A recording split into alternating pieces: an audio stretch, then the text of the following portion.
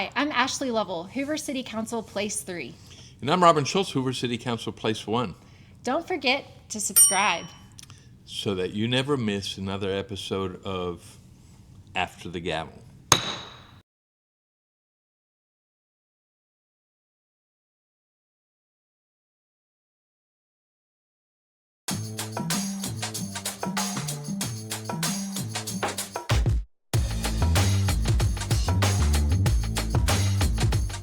Hey everybody, welcome to another episode of After the Gavel. My name is Ashley Lovell. I'm Robin Schultz. And we're joined by Steve McClinton. Also known as Hoover's favorite city councilman and also America's favorite councilman. Why don't you tell us something about that, Steve? Yes, so back in the holidays, the marketing department, Jamie Shore and them asked me, Casey, and Ashley to do some fun Christmas stuff at certain restaurants and just have a good time. Well, Casey's over there saying, hey, I'm, council president, Casey Middlebrooks. And then she said, hey, I'm Ashley Lovell, And I thought, well, why not do something like a Bama fan just claiming a championship? Just go ahead and just say it. I just said, hey, Hoover is your favorite city councilman, Steve McClinton.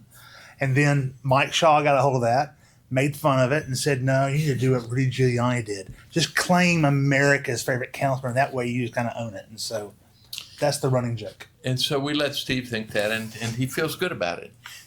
I've even heard him claim the universe, too. No. So this is our third podcast, and we're going to talk about the council regular meeting, Monday, March 23rd. We called the meeting to order at 6 p.m. We did a roll call. All members of the council were present. The council clerk did the invocation, and after that, I led the Pledge of Allegiance. And then it began. As far as the first vote that was there was the adoption of the agenda. And that was seconded, and we had a voice vote, and motion carried. And so we approved the agenda. And from there, we started recognitions. And Steve, the first recognition was actually your one that you brought up. Why don't you tell us a little bit about it? Yeah, the Birmingham, for those of y'all that don't know about Birmingham, there's a Convention and Visitors Bureau called the Birmingham CVB. And actually, it's part of the whole Jefferson County area of all the citizens and all the cities like Mountain Brook, Vestavia, Homewood. And so we had a new CEO named Dan Williams. He came in from, I think, Chicago or something like that. And dynamic guy. And his job is to help promote tourism in the area and also help Hoover. And they recognize Hoover with SEC baseball and sports, youth tourism, and other things that we have going here for us. So there's a really good synergy and cooperation with us and the Birmingham CVB. Excellent.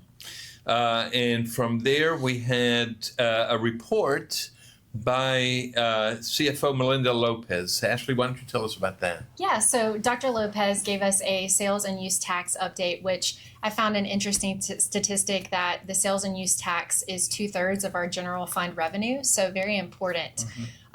We had growth last year of about 4%, and currently we're at 2% over the previous year's actual, so we are seeing some growth there.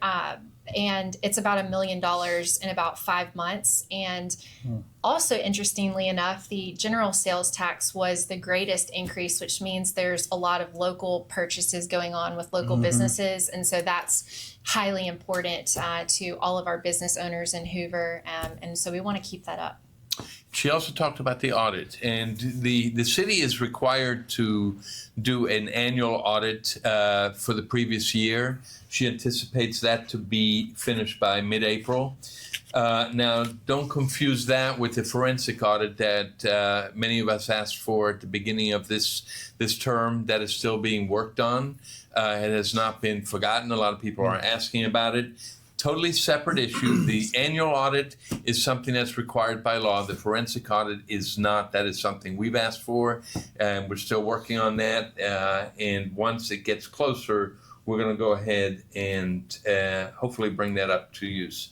That was then followed by public comments. And tell us about some of the public comments that we had, Steve. We had a gentleman named Ben Fuller, who's running for judge, right? Yes. Shelby County District Judge. sharp guy. Had him. We also had Leadership Hoover make a little presentation. I know Sabu, who's a friend of mine, he's a part of this group, and they're trying to do something kind of cool. And I like what they're doing. They want to create this puzzle of all the iconic places in Hoover and sell that and give it to school kids as well. So I think that's very sharp because it's been a while since Hoover had one of those cool, iconic 1980 like maps of all the cool places in Hoover. And you can buy sponsorships for it. Yeah, if you have so- a business, you can buy a business and put it in the puzzle. Costs $250, and it goes towards the manufacturer of the puzzle. Mhm. So it's a great idea. Very I'm cool. definitely gonna want to snag one. Yeah. Put it together with my kids. And from there, we went to the consent agenda, and we'll each cover a little bit of the consent agenda as far as the items. Items 1 through 4. Ashley, that's yours, right? Yep, that's me. So as we've talked in previous episodes, we review the payment of the bills. That was on our consent agenda, as well as the minutes for March 5th and March 9th meetings.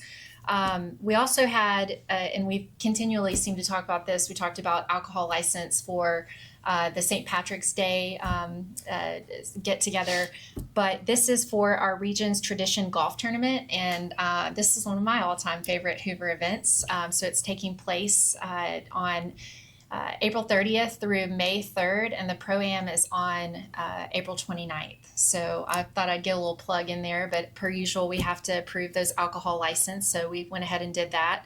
And then last on my end is our resolution for destroying computer destroying policy, and so that is a disposal of surplus, no longer needed computer equipment that is the city's, and so it just gives them permission to hand that equipment over and have it properly disposed of and taken care of. And as someone in the IT industry, don't ever throw a computer in the trash. Make sure that you have the hard drive removed. That's where all your stuff is on a hard drive. So what we do in the city is we send it off to a recycling center, and they shred the hard drives so that no data can be recovered from that. And Steve, you have the next one. Not to mention, though, she forgot to say that Gene Smith again asked the mayor to give her a shameless plug to be in the Pro-Am regions. I mean, I am the only city councilor currently sitting that has played golf in a serious capacity. So That's what? true. Yes. I would love to get into the Pro-Am. I don't play golf, so no. Well, he'll be there to cheer on. Yes. Well, is mini golf considered a serious capacity? Putt-putt. Yeah. Yeah, I'll roll up in there and duel y'all in some All right, putt-putt. so number 5 resolution had to authorize the mayor to execute a contract with AT&T Enterprises for, cell phone. Then he had resolution authorizing the mayor to execute a service agreement with Firehouse Ministries for emergency shelter services. Now, I did not really understand that one because I missed the work session. So I'm happy. basically, when the mayor enters into the agreement with various entities. In item number 5, it was with AT&T Enterprises. In item number 6, it's for Firehouse Ministries, and to provide 1 or 2 shelter beds for individuals experiencing homelessness. But the mayor can't enter into an agreement until the council says Correct. they can get into, he can agree to it. And so Then number 7, you had a resolution to execute with Shoal Engineering Company for floodplain management and the mitigation grant program services. So just like you saw in the previous council meeting, this mayor, this administration is very serious about stormwater. And this is one of those things that we're trying to do to mitigate this. I can speak to that just real quickly. Yeah, go ahead. Yeah, so there's actually several properties that potentially qualify for these FEMA flood grants, and they're currently under review. I found it really interesting because they applied for these grants like back in 2023, and I was shocked that it took this long to get it under consideration and be possibly selected. But that's government, and it's also shutdowns have caused some delays too. But they did tell us that the application is under review, and it looks like that the city of Pelham is kind of in the same place as we are with those grants. So I just wanted to add that because we are very serious, as Councilor McClinton said, about flood, stormwater, and all of those related items. And another thing they did was accept a change order. This is for the NCFI. That's the National Computer Forensic Institute. That's a huge thing that Hoover has. It has blown up probably the past, 5-6 years. And now we're having to redo the whole public safety center to accommodate them. It's going to double the size of the agents that come in every week. There's probably 200 agents of different agencies, FBI, DEI. You have judges also. You have Amazing. judges, police officers. Such Yeah. an asset to our So they city. come every week for training. So Hoover, Alabama is now in the law enforcement world the equivalent of Quantico. You say Quantico, you know what that is. You say Hoover, they know it's NCFI. Yeah, Cool. that's a good comparison. Yeah, nice. It really is. Mm-hmm. Then you had item number 9. What was that, Steve? Let's see. Hoover Fire Department and the Hoover PD, and authorizing the mayor to execute any and all documents necessary to effectuate the purchase of equipment and completion of a jail security screening system upgrade. That sounds like fun. Where does the money come from? Comes from taxes, I guess. Well, no, it actually comes Oh, from grants. $10,000 from the opioid settlement. Oh, you didn't say that. Jail inmate funds. Yeah. Your and form's then- different than mine. And Okay. grant funding from CSX Transportation. Yeah. Mm-hmm. So we have it's not necessarily tax money. It's also grants and it's also funds from various funds. And then we had some Show off. fireworks. Pyro, that's for 4th of July, Yeah. or July 1st. Yeah. Pyro Shows of Alabama. I don't know about you, but that's a pretty straightforward business name. Yeah, We know what they do. yeah, yeah. And so Yeah. this approved what did it approve? This approved the fireworks. Yes. Well, they're going to do a birthday barrage for our city, our country's 250. 250 celebration, and they're going to do a red, white, and blue finale. I think it's called a sesquicentennial Oh, or something along that. sesquicentennial. It Yeah, sounds yeah. like, I don't know. Yeah. But it's on July 1st. So go ahead and mark your calendars. It's going to be at the Hoover Met July 1st for that fireworks show that you don't want to miss. So then I had, I'll cover resolutions that were a vacation of a utility easement. Okay, and what that does right there is it gives an individual right there as part of the Riverwalk development that's being developed. It gives about 7,271 square feet of land, returning full control of that portion to the property owner. So it wasn't needed; they gave it back to the property owner. That right there was approved. Item number 12. This one was interesting because this one gathered a tremendous amount of discussion during the work session and to some extent during the council meeting. So in a nutshell, there was a resolution that was approved several months ago for the Fan Fest for the SEC tournament. There was one particular item in there called a performance bond. And the performance bond basically said if the company does not perform, then there may be some monetary damages there. And the individual, the contractor took issue with that. And he felt that a performance bond was not standard in the industry. So because it had already been approved by the council, the only one that could amend that is the council itself. So they came back to us and requested it be amended. And Councilor Driver made a very good point in saying that we will amend it this time, but In the future. it is not to set precedent. Yeah. So we approved it. It was unanimously voted on. And then we had a resolution for public nuisance. Now, this one was rather interesting because there was a lot of pictures that were shown. Ashley, tell us about it. Yeah, so this is, as we've talked about this on previous episodes, this matter in particular is just declaring a public nuisance and then the okay to go in and perform an abatement. But this case, I've heard quite a bit from the public, so I appreciate you guys for your emails and for letting us know the situation, because we can do drive-by or we can look at photos, but we don't know like you know because you live there.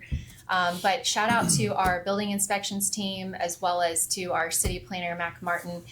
He provided very informative photos so that we could see really what was going on. And so tonight we did vote, there was an opportunity for the public hearing portion to allow for anyone from the public to come up and speak, whether it was the property owner or someone living near. No one chose to come up and speak, but we did choose to move forward with the abatement process because we felt unanimously that this was a situation that needed to be remediated for the sake of the residents. And the person who owns the house was actually there, Okay. and she didn't say anything. She had an opportunity to thought she speak. had- She did not. She That's chose okay. not to. Mhm. After that, we went to a second reading. This one was interesting. This was a cost of recovery of non-emergent lift assist responses to Alabama state licensed assisted living residential care nursing facilities and other healthcare providers within the city of Hoover. So we talked about this briefly last time. Let's cover it again. Hoover Fire Department will respond to any residence where somebody needs lift assist. If there's an elderly individual that has fallen and they need some help getting up, we will respond, the fire department will respond and take care of them.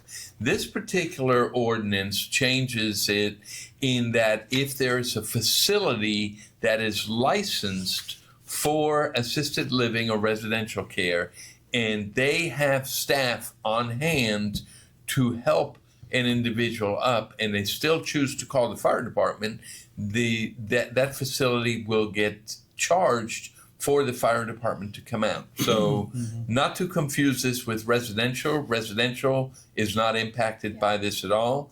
This is strictly for a facility that has the people there that can do the job, yet chooses to call the fire department out anyway. And it's spelled out very clearly in the ordinance. That particular ordinance was a second reading, Yep. and any ordinances are not done by voice vote, they are done by roll call vote.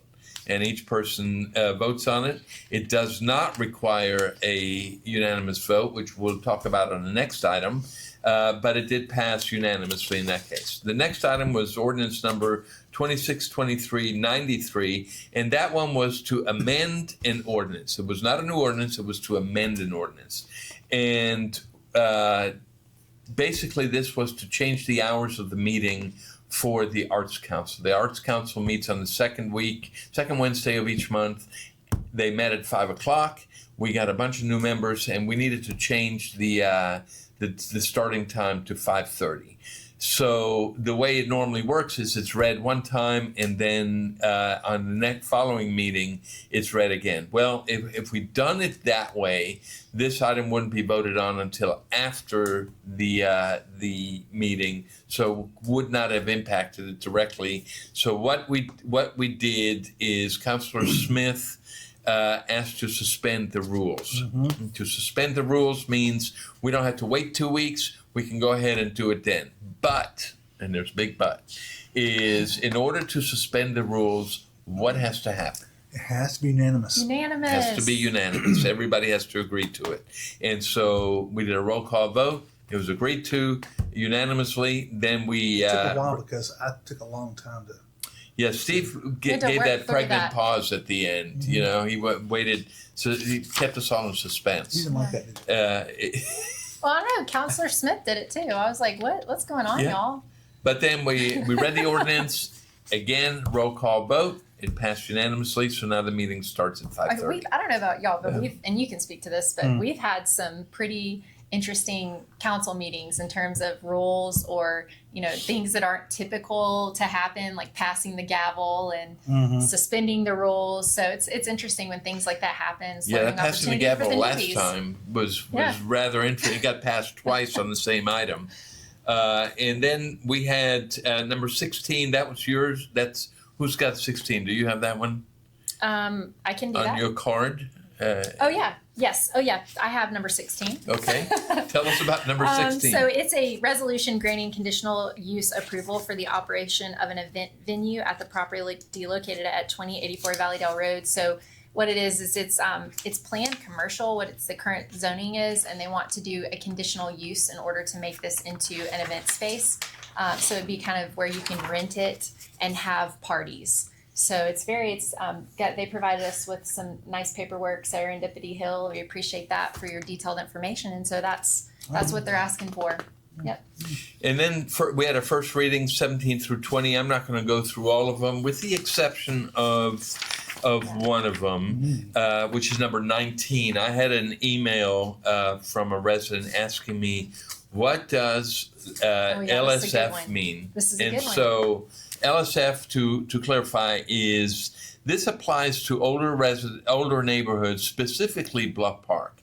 In Bluff Park, a number of residences have been wanting to add a covered front porch. And because this covered front porch would extend beyond the setback, it would violate an R1 rule. But some of the properties in Bluff Park are tremendously large. The lots are really large. So the city created in the last term, they created a new zoning called Legacy Single Family District, which permits in certain areas the ability to It's terrific. be closer to the setback. So these folks that want the covered front porch, and it really adds a lot. It makes it look really, Freshen up really the look nice. of the home. Yeah. So that was one of the items that, again, 17 through 20, these first readings will come again at the next council meeting. We will, at that point, vote on them as they are ordinances. And that pretty much covered it. We had council comments. Who spoke? There was a couple people speaking. Councilor Smith. Of Well, course. you said Up. something about board education. Yes, the as chair of the Board of Education, Oh, co-chair. Co-chair. as the liaison to the board, we took applications for the last 2 weeks, which is a process that was instituted back in 2008. We had a member whose term was coming to an end, current board president Paquette. He reapplied, and we had no other applications besides Mr. Paquette. So he will be reappointed, and one of the most likely the second meeting in April, and assume his second term in the first meeting in June. So process went exactly as we would like to have had it. Opened it up and open it up for applications, and we will repeat this process every year as openings come up. And so, Steve, what'd you think? It's a great little podcast. Yes, it is. I think we got a glow up having Steve on here. Yeah. He's got some pretty great hair. Well, he's very particular about it. No, we're very thankful to have Steve on, and I consider Steve not only a what do you call those cohorts? Colleague. Colleague. He's Colleague. a colleague. Not only a Colleague. colleague, but I consider Steve a mentor as well. Yeah. So I appreciate you for Welcome. everything you do. Yes, ma'am. And we're going to have different council members guest each time until you get to meet everybody, because you're going to see Ashley and me quite a bit, but we want you to know the other council members as well. And we wanted to start with number 7, America's favorite council member. Quickly, the universe. And we are not offended by that. Okay, No. we know We teach that, it to the kids. Yeah, it's On all the good. school visits, All we good. teach it. So don't forget to subscribe, tell your friends, and we will see you Subscribe. at the next podcast. Bye. Bye bye.